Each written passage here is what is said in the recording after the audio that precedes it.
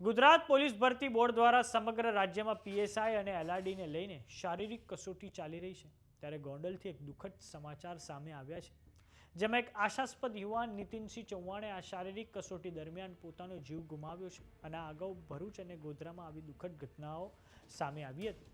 તો આવો જાણીએ સમાચાર વિસ્તારથી. નમસ્કાર, જમાવટ સાથે હું છું પાર્થ.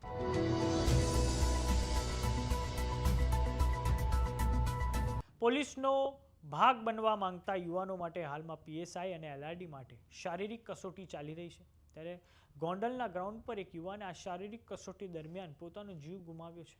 આ આશાસ્પદ યુવાનનું નામ છે નીતિનસિંહ ચૌહાણ, કે જેમનું રનિંગ પૂર્ણ થયા બાદ હાર્ટ એટેકથી તેમનું નિધન થયું છે.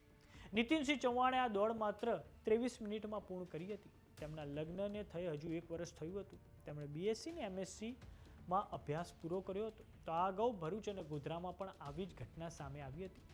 ગુજરાત પોલીસ વિભાગે આવી ઘટનાઓને રોકવા માટે યુવાનોને તૈયારીની સલાહ આપવી જોઈએ, જેમ કે નિયમિત વ્યાયામ, આરોગ્ય સ્વરૂપ આહાર અને તણાવ વ્યવસ્થાપન. આ ઉપરાંત ભરતીમાં ભાગ લેતા ઉમેદવારોને પૂર્વ તબીબી તપાસ ફરજિયાતપણે લાગુ કરવી જોઈએ, જેથી આવા અકસ્માતો ટાળી શકાય. પોલીસની શારીરિક કસોટીમાં 1600 મીટરની દોડ, હાઈ જમ્પ અને લોંગ જમ્પ હૃદય રોગના જોખમો વધારી શકે છે. નિષ્ણાંતોના મતે ભરતી પહેલા હાર્ટ ચેકઅપ, ઇસીજી અને ફિટનેસ સર્ટિફિકેટને ફરજિયાત બનાવવું જોઈએ. આ ઉપરાંત ભરતી સ્થળે મેડિકલ ટીમ અને એમ્બ્યુલન્સની સુવિધા તો છે જ, પરંતુ તેનો વધુ અસરકારક રીતે ઉપયોગ કરવો હવે જરૂરી છે. હાલમાં તો રાજ્યના 15 સ્થળો પર એલઆરડી અને પીએસઆઈની કુલ 13,591 જગ્યાઓ માટે શારીરિક પરીક્ષાનો આરંભ થયો છે. આ પરીક્ષા આગામી 13મી માર્ચ સુધી ચાલશે.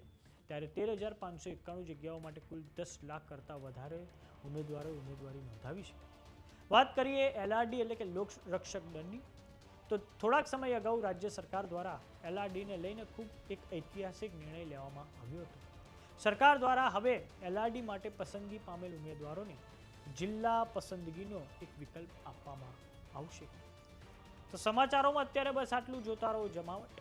જો તમામને યુટ્યુબ પર જોઈ રહ્યા તો સબસ્ક્રાઇબ કરો. જો તમામને ઇન્સ્ટાગ્રામ અને ફેસબુક પર જોઈ રહ્યા તો ફોલો કરો. સાથે જ અમારી વોટ્સએપ ચેનલ આવી ગઈ છે, જોઈન કરવાનું ના ભૂલતા. નમસ્કાર.